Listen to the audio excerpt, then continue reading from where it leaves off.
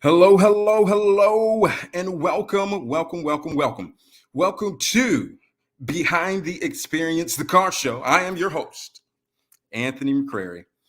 And tonight I've got a special show.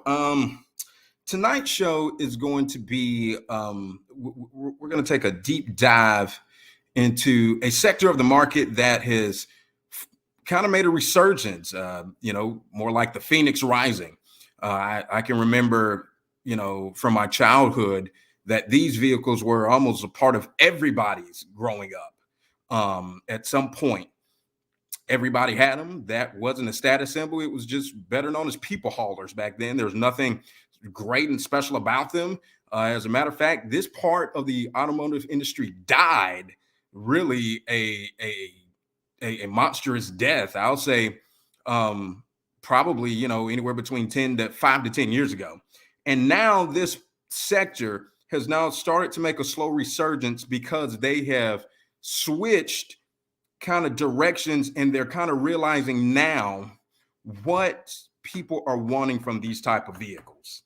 As a matter of fact, I would dare say that at the risk of sounding, I don't know, maybe a bit too young, I would say that everyone at least born from 1980 on up, somebody in their family had one, whether it was mama, grandmama, auntie, uncles, you've rode in one. Hell, my first vehicle that I drove, that I got my driver's license in, that I even drove in high school and even parts of college, was this particular vehicle. And I'm telling you, it may be the most uncoolest person in the world, but I didn't care because at the end of the day, I had four wheels that I could call my own and go anywhere that I wanted to go.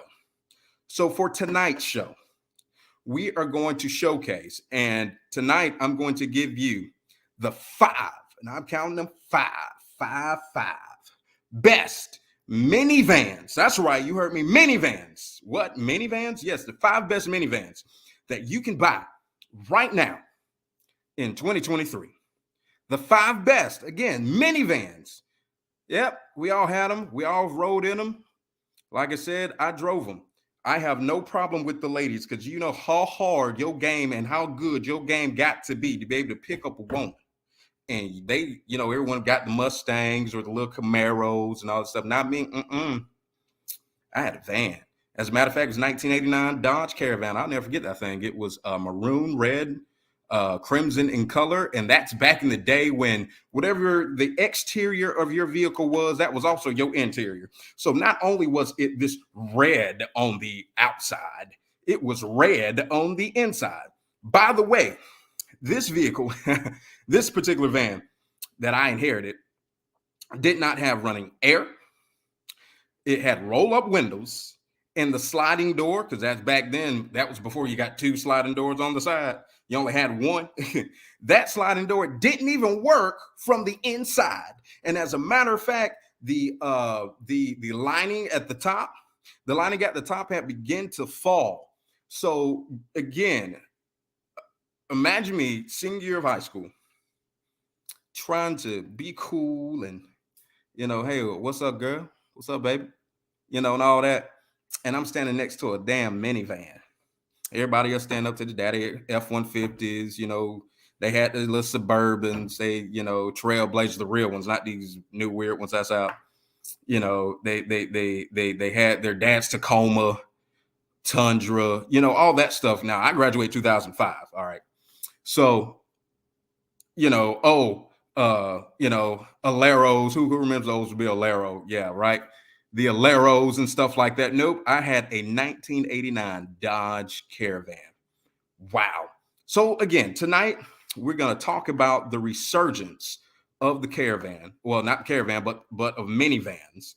And we're also going to talk about the five best that you can buy right now. And as a matter of fact, hell, there's probably only five automakers making them. Well, three really making them, and making them at a very high level, because minivans have changed. They have definitely changed over the years. They have now become vehicles that have now, at one point in time, they were seen as, they were identified as, soccer mom or, baseball dad, older people. And when I say that, grandparents had vans. ugh, you know, there was nothing special about them. They were just made to seat a bunch of people. Oops. Yeah. There was nothing about them that was remotely interesting outside of it sat a bunch of people.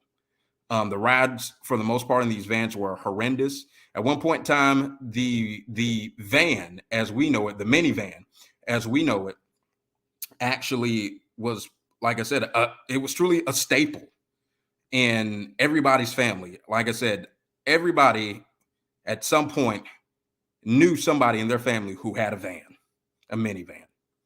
So let's not act like what I'm talking about is nah. That's not my generation. Nope, nope, no. That's definitely your generation. So what happened to the minivan? Why did they die out? Because from the 80s through the 90s, through the early to mid 2000s, like I said, everybody had one, right? They were almost a staple in everyone's family. They were the family vehicle. If everybody wanted to go somewhere, that's what you got. You got a van, and you knew that's what you're going to do. You that was just kind of a thing. That was almost a rite of passage. That was almost like dad going out and getting a truck. Like, duh, you were going to have a van somewhere. Like, so what happened? Why did all of a sudden they begin to go extinct? Why did they disappear off the face of the automotive world for a while? Why was it now all of a sudden not cool to own a van that still to this very day has reason and purpose? So part of it, I can go ahead and tell you, is that the van, when it first came out, was a game changer. It completely innovated the way that we carry a group of people. You were able to carry anywhere between 5 to 6 to 7 to 8 people in it at one time. And I'm talking grown adults. I'm not talking, okay, you got the little, the little third seat in the back and no one could fit in it kind of deal. No, you could fit everybody in these vehicles comfortably. There was enough space even to somewhat walk around in them. I mean, they were nice vehicles for the time. So what happened? Well, styles change, fads come in, different things happen. So what happened, because you got to think, this is before SUVs and crossovers, really. Crossovers took over. The minivan was the third row. There wasn't really anything else unless you had a Tahoe. And a Tahoe was not a van. It wasn't. It still isn't. There still isn't any cargo space in those things. A Suburban was not a van. It was truly a monstrous SUV, and it's still a monstrous SUV. So the van served the purpose of allowing the women, for the most part, to be able to carry their children without having to worry about driving a boat, because that's what these massive vehicles were. They were boats. The Suburban, that's a boat. The Expedition, it's a boat, man. It's still a boat. God, yeah, they look a hell of a lot nicer, but they are still massive vehicles when you see them. To move out of the way, right? So what ended up happening is the automotive industry decided that, well, as they began to see the sales of the van decline, they decided, well, people aren't having as many children. They're, grandparents, for the most part, are the ones that are going to be hauling off the grandkids and things of that nature. So not everyone needed a van anymore. So they decided to concentrate on the nuclear family. And for the most part, that consisted of mom, dad, or just mom, or just dad, or however your family was, put together, and 1 or 2 kids, right? Gone were the days where people were having 5 and 6 and 7 kids. Gone were kind of those days for a little while. Now we're starting to kind of see a resurgence of that, and that's fine. Hey, no big deal. I'm not judging anybody. That's your prerogative. But what they were going for were things that were much nicer as far as aesthetics are concerned, things that were more modern, things that were sleeker, that were cooler looking, because not only were they shooting crossovers to women, they were also trying to get men, because most men hated driving minivans. Let's just be honest with you, right? So they were trying to find something to kind of invigorate and get for, and something for everyone to be able to drive, but still be able to carry, their children around. And when they realized that, well, minivans for the most part are going to be, grandma's kind of thing, the market decided, well, let's just concentrate on the nuclear family, and let's now bring out stuff like the RAV4 that only seats 5. That's more fuel efficient. That's smaller. That's not so lumbering as a van. Let's bring out things like the Rogue, which is one of the number one, crossovers in the world, right? That and RAV4. Let's bring out the Honda CRV. Let's bring out the Kia Sportage, that kind of thing. And then from there, that exploded. And with that explosion, and also because of the price point those vehicles were, the minivan became less and less and less desirable. Because why do I want to, haul around these kids in this ugly bubble-shaped thing when I can be, the cool mom, the cool dad, pulling up in my Blazer, pulling up in my RAV4, pulling up in my CRV, pulling up in my Rogue. You know what I'm saying? And then from there, automakers are like, well, there's still families that are, still considerably large families, but they don't want to drive a van. Well, let's make an SUV and or crossover that can still accommodate 7 to 8 people without all of the extra space of a van. Because again, people, just the stylings of van, they were ugly. I'm going to call it for what it was. Vans were ugly, inside and out. Because for the most part, they were just people haulers. That's all they did. They just hauled people around. There's nothing truly luxurious about them. There was nothing style about them. You weren't going to win any award of, oh my God, you've got one of the best looking vehicles on the road. No one was going to say that to you driving a van. Nobody. And they still don't. Well, things have changed somewhat. So with that explosion in the mid 2000s, the vans start to decline. And again, that's when you start to really see the separation from the nuclear family, mom, dad, or just mom and kids. And then that's when you start to see the migration of the van go to the grandparents, because they were going to be the ones taking, the kids to practice, and they're going to go to grandma's house after school, after church, wherever, to the park and all this other stuff. So that's when you start to see that migration, right? So the van, just because that sector of our population isn't as large percentage wise as the other parts of our population, the van started to kind of die a very slow death. And it did. Because like I said, everybody had one as far as automakers, manufacturers concerned, everybody. Oldsmobile had one, Chevy had one, Ford had one, Nissan had one, Toyota's got one, Honda's got one, Kia's got one. So you had plenty of automakers that had vans available. And here's the thing, vans weren't overly expensive. Vans weren't, like, oh my God, a van is $60,000. No, people still bought Tahoe knowing that it was more expensive than a van. Why? Because they wanted Tahoe. It looked better.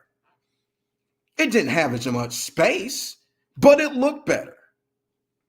So with that, the minivan craze just died off, and it died a very slow death.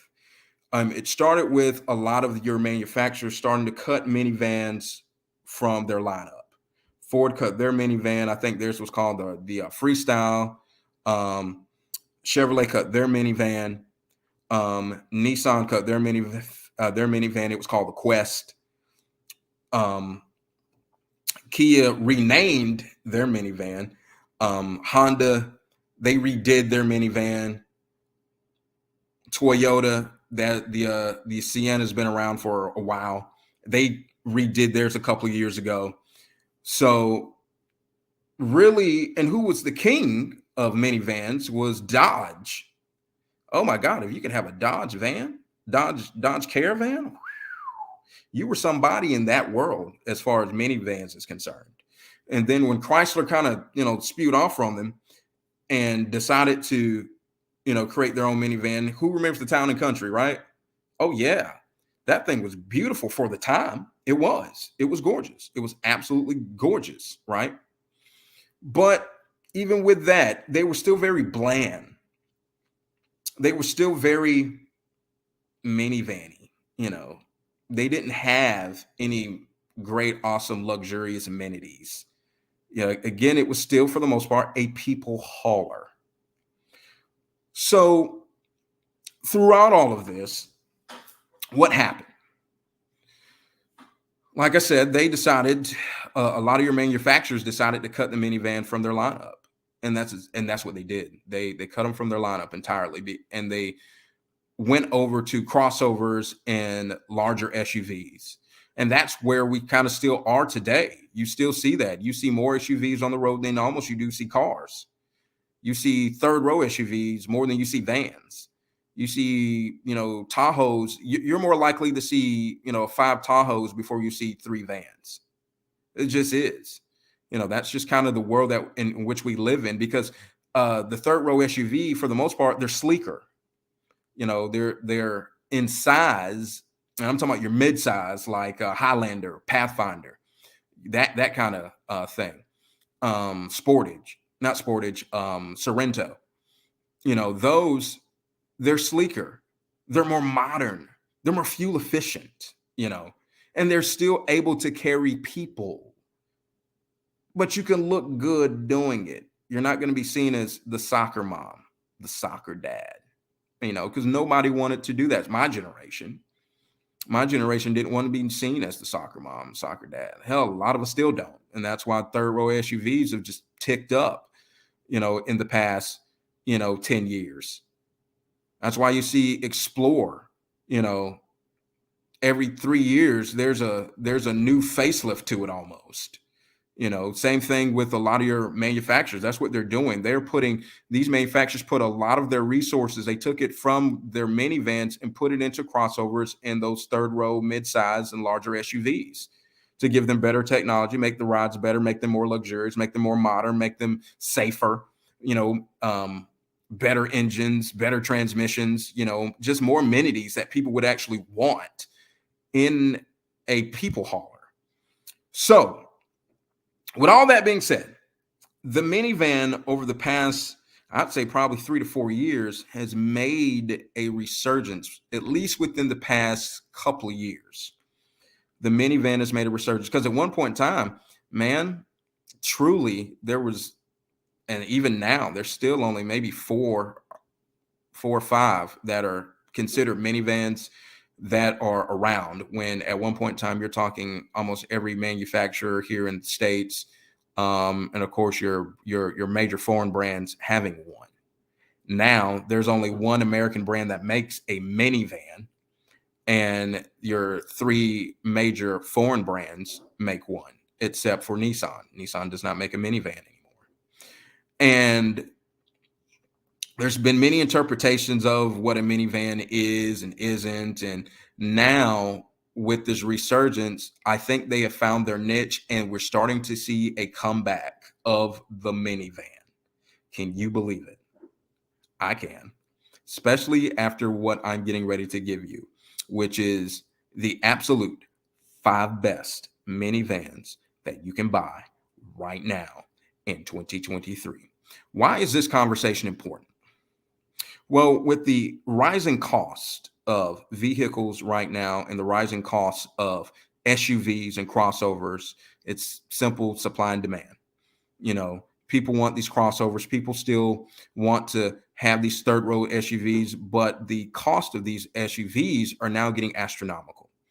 I mean, think about it. You're talking about a Highlander MSRPing anywhere from 37 all the way up to about 40, to about 46, 47. That's MSRP. Never mind if they are adding addendums or not. Same thing with Pilot.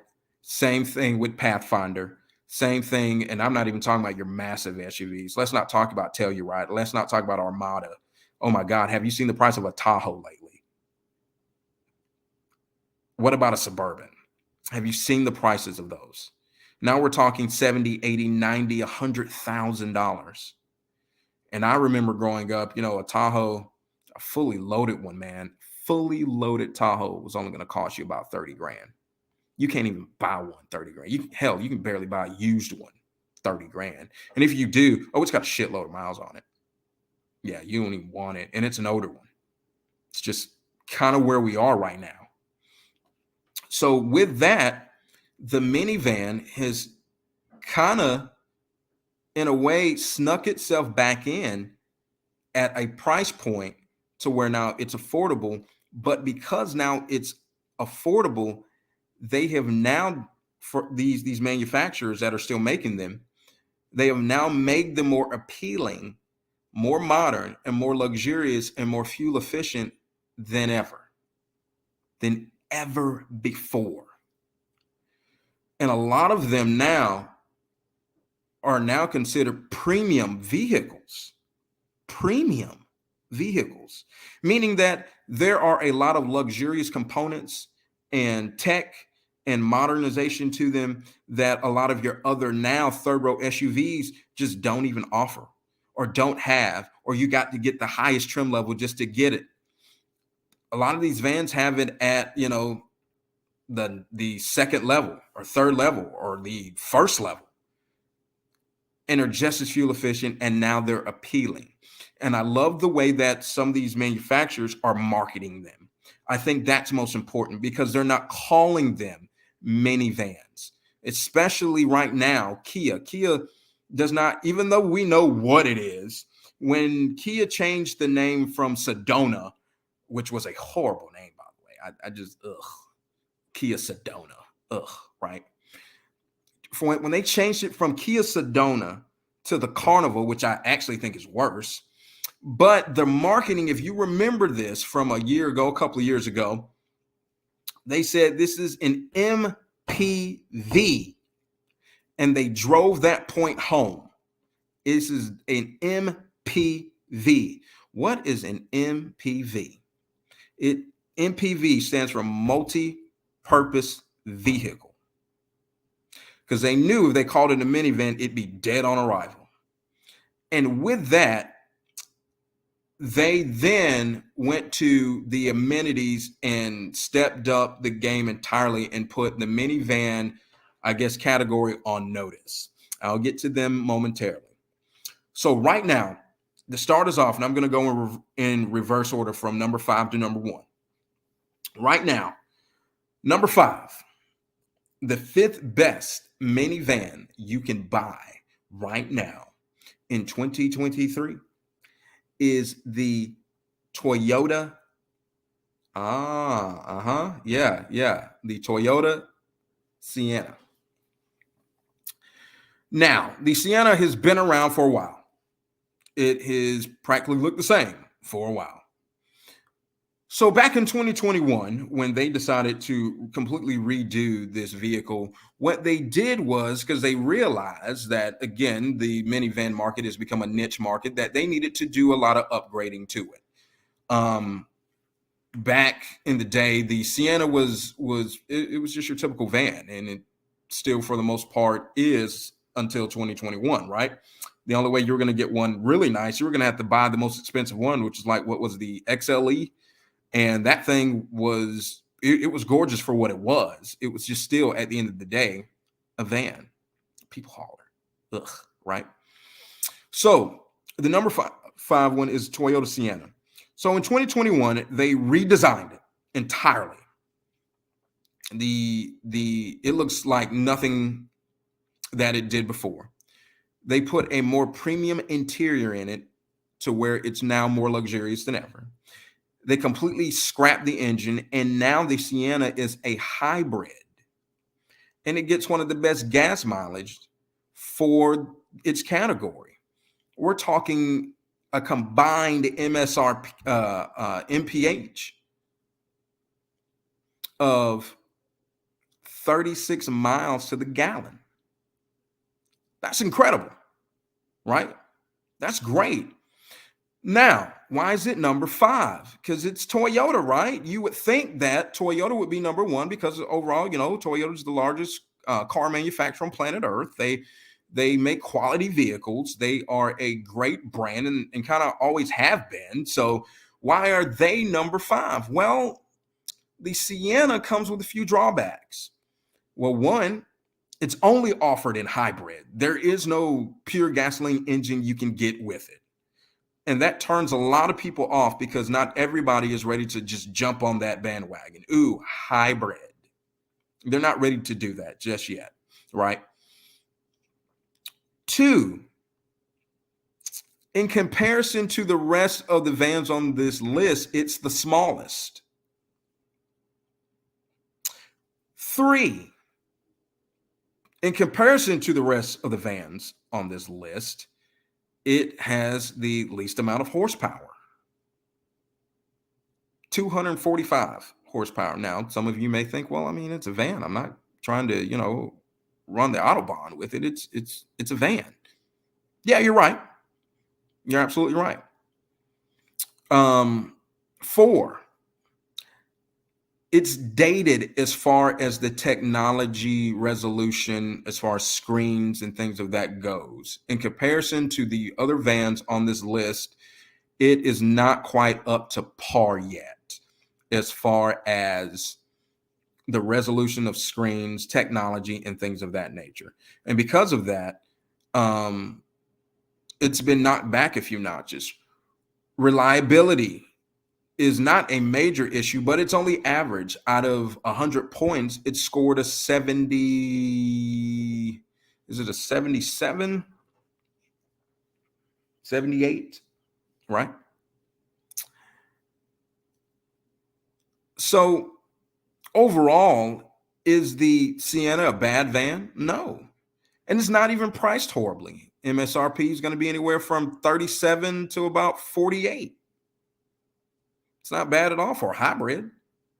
Not bad at all. You're still going to get plenty of amenities, fully loaded. Platinum's going to give you navigation, leather. Like I say, you're going to get premium leather seating, heated and ventilated seating, remote start, push start. I mean, you're going to get some stuff. Don't get me wrong. It's a nice van. The problem is, in comparison to what is to come on this list, it's just not a great van to the other ones that's on this list, right?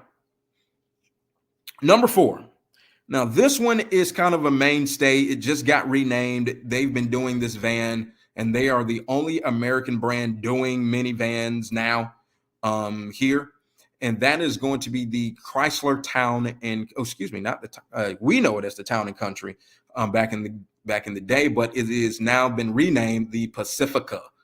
It got renamed a few years ago, the Pacifica, what have you. And it is very nice. At one point in time, Dodge and Chrysler, they were the standard of minivans. If you can believe that, they were the standard. I mean, at one point in time, now this was many moons ago, but still, they were the standard. You just couldn't beat those things. Now, over time, things like that. Now, the problem with this van, and not necessarily the problem, good thing about this van, let me start there. Good thing about this van, it is one of the absolute largest vans in its class. So cargo space, they did and started the stow and go where the seats fold. Then that's the third and the second row fold directly into the floor. So you can use every bit of that cargo space there without necessarily having to take seats out and all that weirdness, like a lot of your third row SUVs have to do, or your vans had to do. If you wanted to use more cargo space, they had to take seats out and stuff like that. Yeah, they figured out a way to fold those seats into the floor. Very smooth riding. Now, here's the issue with that. Now, the horsepower is pretty good. Horsepower, you're getting 287 horses. Really great. It's actually got one of the highest horsepowers of any van on this list. So the Town and Country, because that's what I grew up on, was when it was named the Town and Country. The Pacifica is, you see a lot of those in rental fleets because of how nice they are. They're very, very nice. Now, the drawbacks on the Pacifica is that, one, I'm just going to put it out there. And it's not because I don't like this company. It's just because is reliability. They, out of all the vans, they have the lowest score. They are average, don't get me wrong. So I don't want you to think they're poor. They, out of 100, they scored a 71. What those issues are, I don't really know. I'll probably say like most things, transmissions, I would say a lot of probably the problems that they have are the same things that they have with the Ram. It's, don't get me wrong, very luxurious on the inside, especially you get the fully loaded version. They are gorgeous. They are beautiful on the inside. But that reliability score is something that that's going to scare a lot of people away from the Chrysler Pacifica and the Chrysler product as a whole. And it does.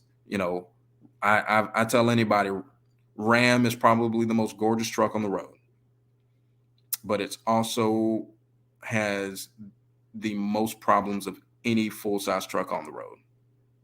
And that's just the truth. Don't believe me? Google is free. JD Power and Associates says so. It's a very nice van. They still are seen as one of the best vans that you can buy. It's priced wonderfully. Again, anywhere from 36 on up to about 46. So you're not going to break the bank. You're still going to be able to seat 7. You're still going to be able to use all the cargo space. Now, here's the issue ultimately with that stow and go. The seats are very nice and they're plush, right? But when you do enough of that stow and go folding, it does eventually take some of the comfortability and that plushness out of them. The ride of the Pacifica is very smooth and very nice. Fully loaded versions, I mean, they're, oh my God, you would think you're in a luxury vehicle. That's how nice they are, right? But like I said, those reliability scores are things, stuff like that is what's going to ultimately push people away from the Pacifica. Now, number 3 on this list, even though technically it's tied for second. I'm going to get to that in a moment. Number 3 on this list is actually going to be its more expensive sister. Its more expensive sister is the Pacifica Hybrid. Now, this thing, as far as interior goes, it's exactly the same. No real changes there, except that it's a hybrid. Now, this one is going to get better gas mileage. Now, they say, I don't really know. They say you can, 80 miles per gallon because of the hybrid engine in it. When it switches to gas, you're talking 36. So of the hybrids, it's the best hybrid van that you can buy. Again, the problems persist with the reliability. And I can understand this one. This one makes more sense to me because hybrids, not saying that there are issues overall with hybrids. The problem is that they're just more complex components in a hybrid. So when things go wrong, they go wrong. And they can be expensive and get expensive very quickly. Now, the problem too, which is going to pull people away from the Pacifica Hybrid, is the starting point, the starting price of these. They are very expensive. They are. All right. So and on top of that, to me, they're underpowered. So if the hybrid Toyota Sienna has 245, the hybrid Chrysler Pacifica has 260. Okay. So we got 20 more horsepower, but the gasoline engine version of the Pacifica is 287. That may not be that big of a difference to you, but to me that is. Because when I want to get up and go, that's what I want to do. And that's the problem with the Toyota Sienna. There isn't enough get up and go if you want to pass a vehicle, I mean, it does 0 to 60 in 8 seconds. Good God, that's a lifetime, man. That's the difference between getting on I-75 and getting crushed by a truck and not getting crushed by a truck. I'm not saying that's what's going to happen or what could happen, but I'm just saying 8 seconds is a long time to kind of get up to speed. I don't have that kind of time. Those windows can, depending on where you are, can be very short. You got to be able to get in and get on it. At least the Chrysler Pacifica Hybrid will allow you to do that. Will give you a little more. Now, I think a lot of that has to do with the transmission that's being used, because the Sienna uses a CVT still, and it's the only van that does on this list. Everyone else has an automatic transmission of some type, right? So, again, I think what's going to push people away from the hybrid Chrysler Pacifica is going to be the price point, because now we're talking, close to $60,000 for a fully loaded one, and the reliability score on it. But it was tied for second. Now, I put it third because I think number two, to me, for the dollar amount that you are going to spend on a van, I think number two and number one take the cake, but especially number two, because number two on this list, and I can continue to praise this company for how far they have come in a very short period of time. I don't care what anyone is saying to you right now. I get it. I read too. I know Kia is having a lot of recalls and things of that nature. But if you look, everybody's having recalls. Now, I know what they're being recalled for is some serious stuff, and I understand that. I really do. But it does not take away from overall the product in which they make. And the fact that they have completely decided to go all in on every vehicle. Not one vehicle that they make looks now out of place, or what is it for, or who is it for, who are they marketing to, kind of deal. Because at one point in time, you kind of didn't know who or what Kia was even doing. It's like, okay, this vehicle is for this person, but then now they make a van. Well, what's the Sportage? Why would I want that? What is this? Why would I want a Sedona? Why would I want the Sorento? Like, what? The styling was weird. Some vehicles were round, some vehicles weren't. It was just odd. But I love what somebody there got a cohesive idea and they ran with it, and I love it. So number two, and like I said, they changed their name. It used to be the Kia Sedona. It is now the Kia Carnival. That's right. You heard me say it. It is the number two best van right now that you can buy in 2023. Why? Well, I'm glad you asked. Where do I start? So when they made the Carnival, they had one thing in mind. Let's make the most luxurious, most modern, sleekest minivan that one could make, that a manufacturer can make, one that would be appealing to absolutely everybody, one that you could not help but be like, what the hell just passed us? That is beautiful. The interior of this vehicle is so gorgeous, and it's a beautiful blend of modern sleekness and luxurious track. It is gorgeous on the inside. The drawbacks of this vehicle really are only the fact that its second row isn't extremely spacious. They have now given you premium leather seating at its highest trim level. Hell, the second row has recliners. And when I say recliners, I mean just that. They recline. And I don't mean just the back. No. You can kick your feet up and recline in these things. Yeah, for real. Oh my God. The entertainment system is on the back of each front chair in front, right? Massive screens. It's not a flip down thing from the top that's in the way. These vehicles are absolutely gorgeous. They targeted those, I'll just be honest with you, they targeted luxury rich people with this vehicle. If you want to ride in a van in style, the Carnival is your van. It is. Now, some say that it's, as far as the ride goes, it's not as smooth as the Pacifica. It's not as smooth as number one on this list.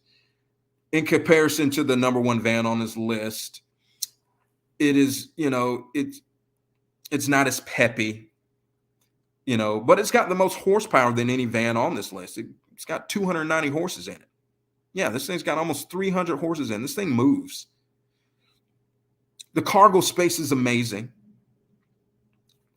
Now, the second row does not fold down or anything like that because, like I say, they're recliners. They are true recliners. But it's one of the largest vans in its category. Safety features out the wazoo, no matter what trim level you get.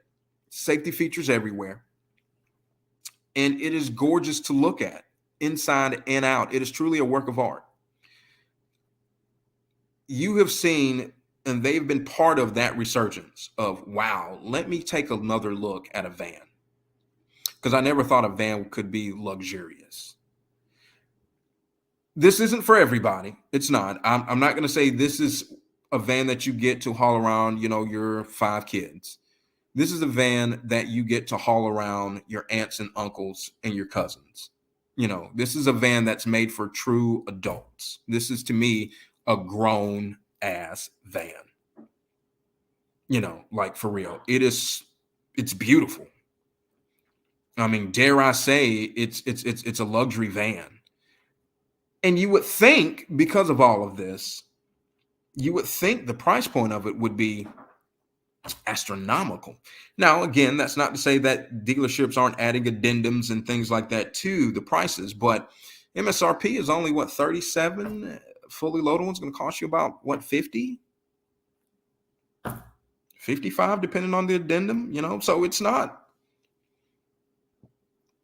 unaffordable. It's not overly expensive. Not at all. Fuel efficient. You're talking about, 30 miles to the gallon on the highway. Pretty close to that, 28 to 30, I believe. 5-year, 60,000 mile, bumper to bumper, 10-year, 100,000 mile powertrain. Yeah. It's a nice van. Very, very, very nice. It is gorgeous. Like I said, Kia has come a very, very long way. And especially when it comes to that part of them, when they redid it and they decided to rebrand it the Carnival, and and their marketing, I think, was just genius because they didn't call it a minivan. They called it everything but a minivan. Like I said, when they marketed it, they called it an MPV, multi-purpose vehicle. And they showed you, even in the commercials, of how different it was and how much it was not a minivan. It's not your typical minivan. It's not your typical minivan, and it isn't by no stretch of the imagination, because they understood that if we call it a minivan, it's going to be dead on arrival. We can't call it that. We cannot call it that. We have to market it in a way that people are going to see this and want to buy it. They're going to see this and wonder what this actually is and the possibilities of what you could actually use it for. That was big. And then what they did with the interior is just, I mean, it's amazing. It's a work of art. Man. So far, number 5 is the Toyota Sienna. Number 4 is the Chrysler Pacifica. Number 3 is the Chrysler Pacifica Hybrid. And number 2 is the Kia Carnival. So I'm pretty sure you guys probably know what number one is. The overall best minivan you can buy right now in 2023, and it's been this way for a while, is the Honda Odyssey.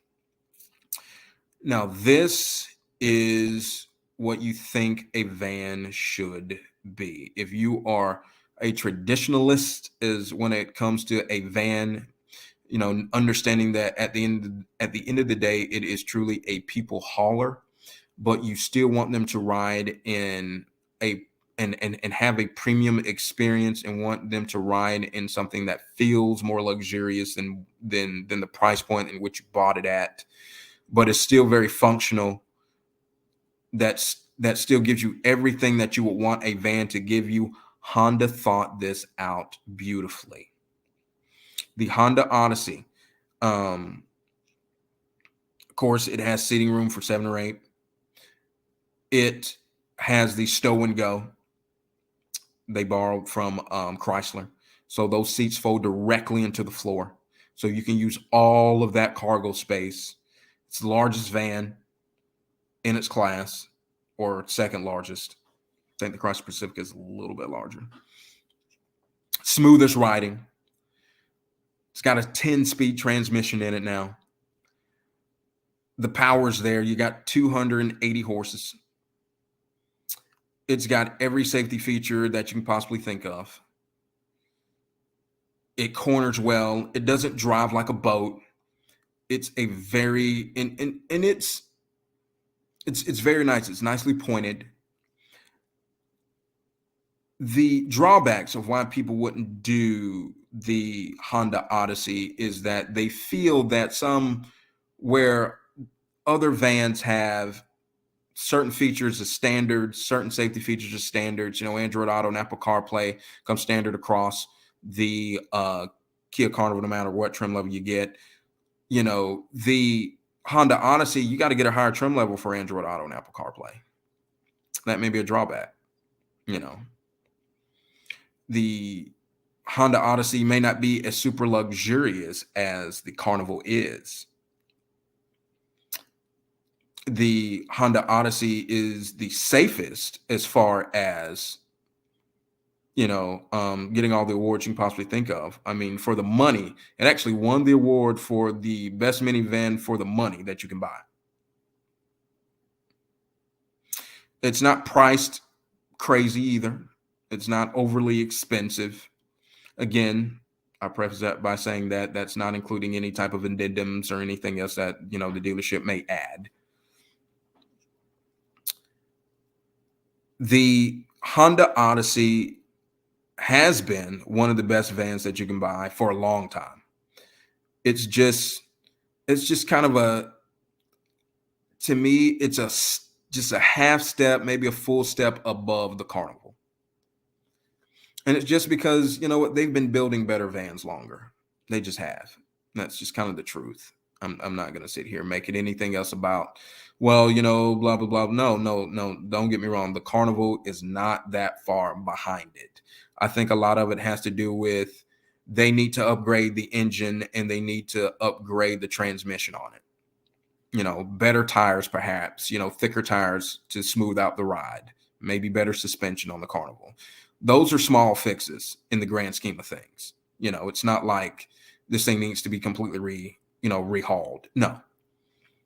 The Honda Odyssey has just perfected its craft. That's all.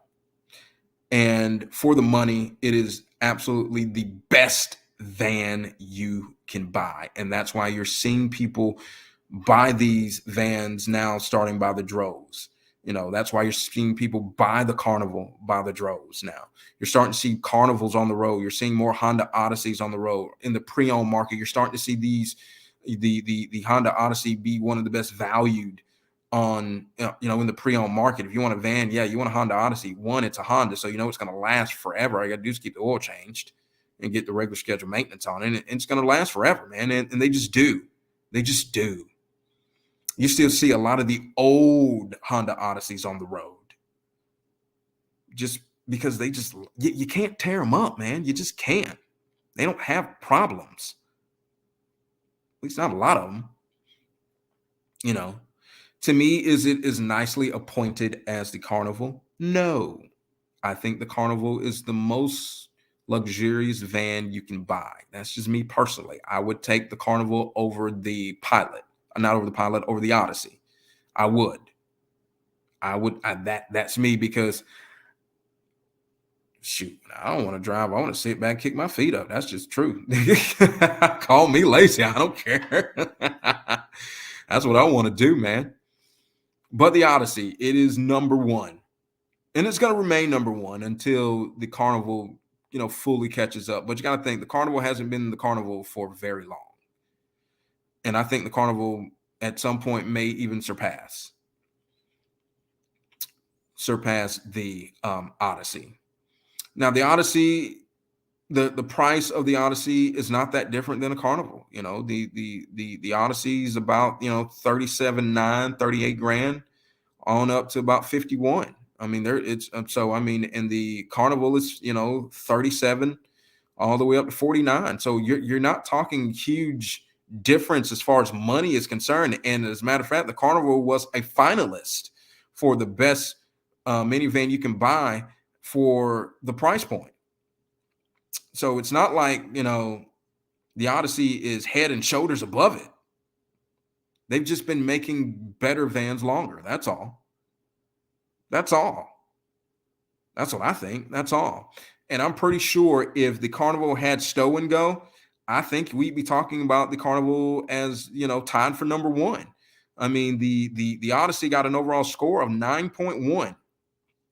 The Carnival got an overall score, what was it, of 8.7 or 8.9? So it's not like, oh my God, there's a huge drop off.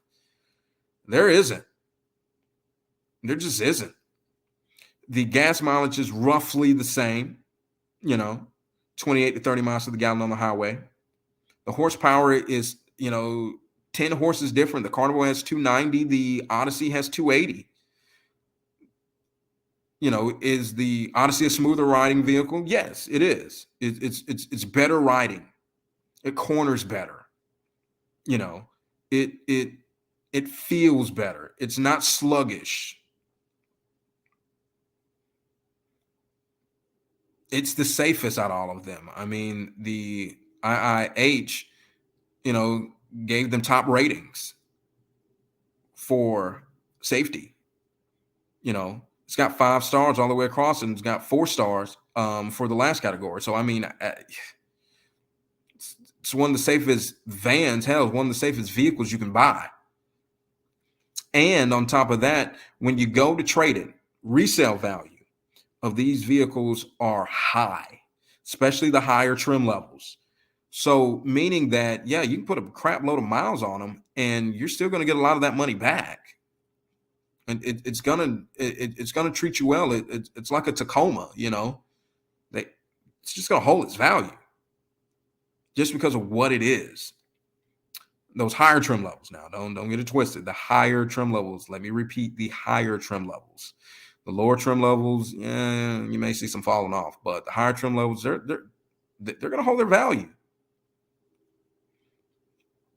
So let's recap. Number 5, Toyota Sienna. Not a bad vehicle. It's the smallest of the vehicle of the minivans on this list, the absolute smallest. It's the most underpowered. It has 245. Remember, though, it is a hybrid. And ultimately, I think this has the same problem as the Chrysler Pacifica. At the end of the day, ultimately, I think it comes down, the issues with those vans are truly just one question, which is, do you really want a hybrid or not kind of deal? Do you really want to buy a hybrid? The Chrysler Pacifica has another question, not if it's going to tear up, when, because it has the lowest reliability score. The hybrid, the Chrysler Pacifica hybrid, is the most expensive van on this list.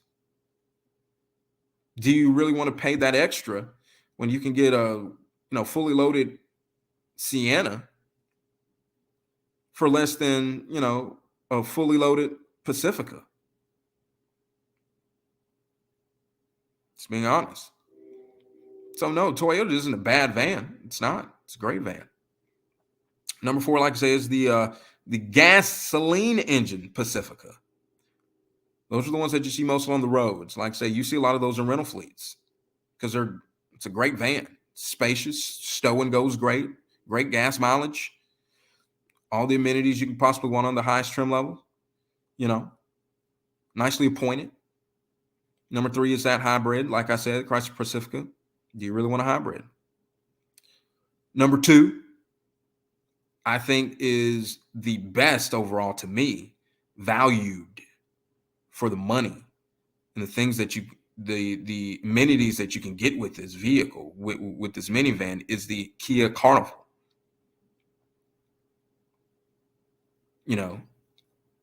Most horsepower.